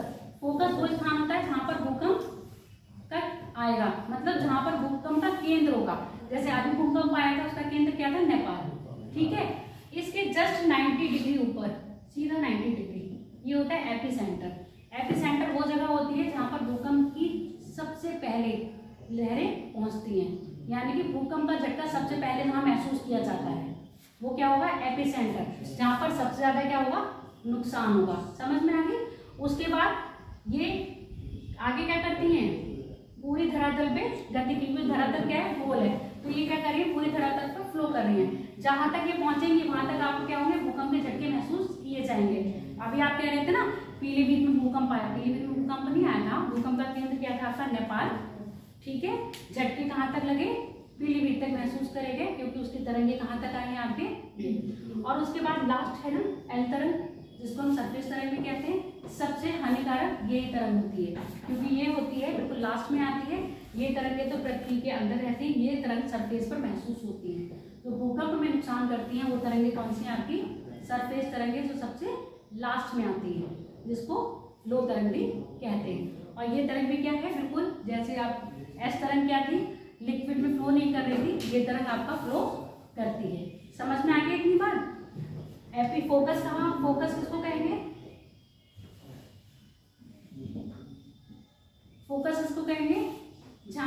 भूकंप का केंद्र होगा। एपिसेंटर किसे कहेंगे? जहां भूकंप की तरंगों को सबसे पहले महसूस किया जाएगा। समझ में आ गया? यहाँ पर महसूस नहीं किया जाएगा, महसूस यहाँ किया जाएगा क्योंकि ये धरातल है। अब यहाँ से क्या होंगी आपके डाइवर्ट होंगी पृथ्वी, ये समझ लो गोल चीज है। अब यहाँ से भी पी तरंग एस तरंग सब निकल रही है। अब ये यहाँ पर निकलेगी। अब यहाँ पर समझो क्या है, पृथ्वी का कोर आ गया, पृथ्वी का कोर, ये समझो ना पूरी पृथ्वी बना रही हूँ मैं, ये पृथ्वी का कोर हो गया। अब यहाँ से जो तरंग है एस तरंग है, एस तरंग यहाँ पर ही क्या हो गई, लुप्त हो गई और यहाँ से क्या हो गई, डाइवर्ट हो गई। ये एस तरंगों के लिए बना रही हूँ, यहाँ से क्या हो गई, डाइवर्ट हो गई, डाइवर्ट होकर वो इधर चली गई और जो इसके सामने आई थी वो क्या हो गई, यहाँ पर लुप्त हो गई क्योंकि हम इसके अंदर एंटर नहीं कर पाए। अगर ये इसके अंदर एंटर कर पाती तो यहाँ पर भी दिखाई देती। तो यहाँ पर क्या है, ये जो क्षेत्र हो गया वो एस तरंगों के लिए क्या हो गया, छाया क्षेत्र। छाया क्षेत्र का मतलब समझ गए, जहां पर हमारी, ये बताओ भूकंप को किससे मापते हैं, सिस्मोग्राफ से, सिस्मोग्राफ से मापते हैं। तो भूकंप छाया क्षेत्र वो क्षेत्र होता है जहां पर सिस्मोग्राफ में पी और एस तरंगों को क्या करा जाता है, लिखित यानी कि रिटन नहीं करा जाता है, रीड नहीं कर पाते ना, तो उसको कह रहे हैं छाया क्षेत्र। अब यहाँ पर क्या एस तरंगे रीड हो पाएंगे, बताओ, एस तरंग हो पाई, यहाँ आई नहीं तो ये एस तरंग के लिए क्या हो गया, छाया क्षेत्र हो गया। समझ में आ गया? अब यहाँ पर एक दूसरा ऐसे बना दूं, लाइट से नहीं जाती, मैं क्या करूँ, इसलिए मुझे ऐसे पिक्चर बनानी पड़ती है। आप लोग कुछ मत बनाना, सब बना बनाया मिल जाएगा, बस समझ लो। अब ये मान लो ये क्या है, फोकस है, ये क्या है, एपिसेंटर है, ठीक। सेम कंडीशन में बना रही हूँ, ये मैंने एस के लिए बनाया था, अब मैं बना रही हूँ पी के लिए। अब ये क्या हुआ, यहाँ से किरणें निकली, एस तरंग तो वही होगी, डाइवर्ट हो जाएगी, पी तरंग भी ऐसे चली जाएगी और कुछ यहाँ पर आ जाएंगे तो वो अंदर आके फिर कहाँ दिखाई देगी, आपको ऐसे दिखाई देगी। तो ये जो छाया क्षेत्र होगा ये किसके लिए होगा, एस तरंगों के लिए होगा, क्योंकि यहाँ एस तरंग नहीं दिखाई दे रही है, यहाँ भी एस तरंग नहीं दिखाई दे रही है, जबकि यहाँ पर क्या होगा, पी तरंग दिखाई दे रही है। अब ये बात समझ लो, यहाँ पर 103 डिग्री, यहाँ पर 142 डिग्री, यहाँ पर भी 142 डिग्री, यहाँ पर 103 डिग्री। ये छाया क्षेत्र बताया है 103 डिग्री के ऊपर एस तरंग सिस्मोग्राफ में मेजर हो रही है, जबकि 103 डिग्री के बाद एस तरंग सिस्मोग्राफ में मेजर नहीं हो रही है। तो ये 103 डिग्री क्या है, सिस्मोग्राफ के लिए क्या हो गया, ये छाया क्षेत्र हो गया, मतलब एस तरंगों के लिए क्या हो गया, छाया क्षेत्र हो गया। अब 142 और 142 की बात करते हैं। यहाँ पर कौन सी पी तरंगे, यहाँ पर आओ, यहाँ पर नहीं दिखाई दे रही ना, सॉरी, यहाँ पर पी तरंगे दिखाई दे रही है, एस तरंगों के लिए छाया क्षेत्र हो गया। यहाँ पर आपके पी तरंगे हैं, पी तरंगे तो रीड हो रही है पर एस तरंगे रीड नहीं हो रही है। अब 142 के ऊपर एस तरंगों के लिए छाया क्षेत्र है और 142 के बाद पी तरंगों के लिए। समझ में आ गया या नहीं? पेपर में डिग्रियों का पूछा जाएगा आपसे, पेपर में जो पूछा जाएगा 103 डिग्री से या 105 डिग्री से 145 डिग्री तक पूरा जो छाया क्षेत्र होता है भूकंप आपके सिस्मोग्राफ पर कौन कौन सी किरणें, मतलब कौन कौन सी जो वेव्स होती हैं मेजर नहीं करी जाती हैं, पी और एस मेजर नहीं करी जा रही हैं। और 103 के परे यानी कि 103 के पार या 105 के पार क्या है, एस तरंग हो रहा है और 145 के बीच में क्या है, आपके पी तरंगों का छाया क्षेत्र है। समझ में आ गया ये बात कि नहीं? एक बार देख लेना, नहीं समझ में आए तो फिर से पूछ लेना। अब जो आपको एरिया बताए थे भूकंप के, रिंग ऑफ फायर है, रिंग ऑफ फायर में 68% क्या आ रहे हैं आपके भूकंप, सॉरी हाँ भूकंप आ रहे हैं। उसके बाद जितने आपके ये अटलांटिक वाला क्षेत्र, सॉरी यूरेशिया, आपके यूरोपियन ये वाली आपकी जो बेल्ट है उसमें आते हैं। फिर आपके मिड अटलांटिक क्षेत्र है उसमें आ रहे हैं, पहला आपका इसमें, दूसरा आपका मिड अटलांटिक जो आपका कटक है ना उसमें आ रहे हैं, तीसरा आपका यूरेशियन प्लेट, यूरेशियन प्लेट के सारे जिसमें हमारी इंडिया की आ रही है। जैसे अभी मैंने बताया था ज्वालामुखी के लिए हम लोग किस में आ रहे हैं, तो हम आ रहे हैं मिड कॉन्टिनेंट जोन में ज्वालामुखी के लिए। ऐसे सेम हम इसमें किसमें आ रहे हैं, मिड यूरेशियन प्लेट जोन में आ रहे हैं हम भूकंप के लिए। जितने भी इंडिया में भूकंप आ रहे हैं किसमें आ रहे हैं, मिड यूरेशियन प्लेट के बीच में। ठीक है। अब मिड अटलांटिक प्लेट है, सॉरी कॉन्टिनेंट प्लेट है जो आपकी यूरोप की, इसको ऐसा समझो। अब लाइट नहीं है, मैं क्या करूँ, ये आ रहा है ना यूरेशिया, ये आपका इंडिया, और ऐसे आते आते एशिया के पास हो गया, ठीक है। इसी में अब यहाँ पर है, अब आपको पता है यहाँ पर क्या भूमध्य सागर है, जॉर्डन है, जॉर्डन के सहारे आपका ये अफ्रीका में होके आता है, अफ्रीका महाद्वीप में पहुंच गया। अब यहीं से आपकी एक शाखा चलती है अरब प्रायद्वीप में जो हिंद महासागर में एंटर कर जाती है। तो ये जो शाखाएं बटी हैं, आप ऐसे दिमाग में रखना, ये मैंने मैप बना दिया, यहाँ पर इंडियन ओशियन है ये बीच में, यहाँ पर आपके अफ्रीका है, और ये पूरा इंडियन ओशियन के बीच में आ रहा है। ये जो मैंने ब्लैक लाइन बनाई है, ये किस में आ रही है, ये आपकी यूरेशियन प्लेट के अंतर्गत आती है। 3 शाखा हो गई। पहली शाखा तो ये हो गई जिसमें आपका हिमालय रेंज भी आ रही है, और आपका म्यांमार इंडोनेशिया वाला क्षेत्र पूरा आता है। ये आपका जो आपके अरब प्रायद्वीप वगैरह है वो आ गई, और यहाँ पर आपके टर्की हो गया, ईरान हो गया, इराक हो गया, पाकिस्तान हो गया, अफगानिस्तान हो गया, ये वाले क्षेत्र सब किस में आ रहे हैं आपके यूरेशियन प्लेट में। और आपके इटली हो गया, जापान कह रहे हैं, इटली हो गया, और फ्रांस हो गया, जर्मनी हो गया, ये सब किस में आ रहे हैं। अब इधर जो आपके जो अफ्रीका कॉन्टिनेंट में जितने भी आपके देश हैं, चाहे सूडान हो गया, चाहे मिस्र हो गया, और कौन से हो गए, तंजानिया हो गया, केन्या हो गया, ये सारे आपके किस में आ रहे हैं, अफ्रीका कॉन्टिनेंट में। और ये किस में आएंगे, आपके यूरेशियन प्लेट के अंतर्गत आएंगे। इनकी क्या है, शाखा बटी हुई है, पहली, दूसरी और तीसरी। और प्रशांत का तो पूरा रिंग ऑफ फायर है। पूरा रिंग ऑफ फायर क्या है आपका, यहाँ पर कौन सा देश हो जाएंगे आपके, देखो जो पूर्वी द्वीप है समूह, जिसमें क्या आपका जापान है, फिलीपींस है, इंडोनेशिया है, ये पूरा बेल्ट होते हुए अलास्का के बाद आपका नॉर्थ अमेरिका का कैलिफोर्निया वाला पार्ट, और आपका दक्षिण अमेरिका, ये सारा क्या है आपके रिंग ऑफ फायर में आ रहे हैं। क्लियर हो गया। और कुछ नहीं, अब जो मैंने आपको ये समझाया है बस इसको पढ़ लेना। आपके पेपर में बस ये पूछा जाएगा विश्व के सबसे ज्यादा क्या भूकंप कौन से क्षेत्र में आ रहे हैं, या विश्व के सबसे ज्यादा, और दूसरा ये मैंने जो डिग्रियां बताई थी इसको पढ़ लेना, 105 और 142। कौन सा छाया क्षेत्र है, छाया क्षेत्र वो होता है जहाँ पर सिस्मोग्राफ क्या हो रहा है, सिस्मोग्राफ एस और पी तरंगों को रीड नहीं करता है, उसको क्या कह रहे हैं, छाया क्षेत्र कह रहे हैं। हाँ, और सिस्मोग्राफ होता कैसे है पता है आपको, कैसा होता है सिस्मोग्राफ,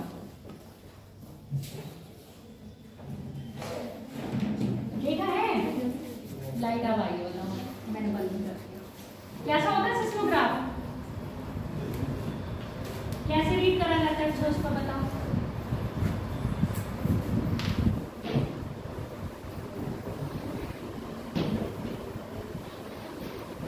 पहले आपने वो ग्रामोफोन देखे, ग्रामोफोन कहते हैं वो, पहले वो चलते थे प्लेट की तरह, गाने चलते थे ना, प्लेट की तरह होता है, उसमें लगाया और उसमें वो लगा देते थे, क्या कहते थे, हाँ पिन जैसा होता है, उसमें पिन ऐसे ड्रॉप कर देते हैं, फिर वो चलता है, तो जैसे जैसे चलता है गाने आ गए। ठीक है, ऐसे सिस्मोग्राफ भी काम करता है। एक पेपर होता है उस पर क्या बताती है, पिन। अब जब भूकंप आ रहा है तो हाँ, तो भूकंप आ रहा है तो क्या हो रहा है, धरती हिल रही है, जब धरती हिलेगी तो वो भी हिलेगा, और जब वो हिलेगा तो मान लो ऐसे रखा है मैंने, अब मेरा हाथ हिल रहा है और ये बिल्कुल ऐसे करते, जब मेरा हाथ हिल रहा है तो ये ऐसे ऐसे करेगा रीड आउट, जहाँ पर सबसे ज़्यादा रीड आउट कर दिया यहाँ पर नंबर चलते हैं, ठीक है, यहाँ पर क्या है नंबर चल रहे हैं, और ये पिन ऐसे लगी हुई है, फिर ये ऐसे ऐसे ऐसे करके रीड आउट करेगा, क्योंकि कंपन हो रहा है तो धरती भी क्या हो रही है, हिल रही है, तो एक पिन की तरह काम कर रहा है।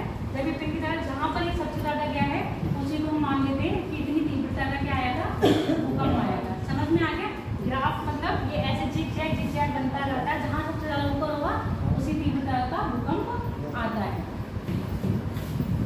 ठीक, कल हम क्या पढ़ेंगे, अब आप मुझे ये बताओ, अभी आपकी रिवर्स रह गई है, कल रिवर पढ़ोगे या जनजातियां पढ़ोगे,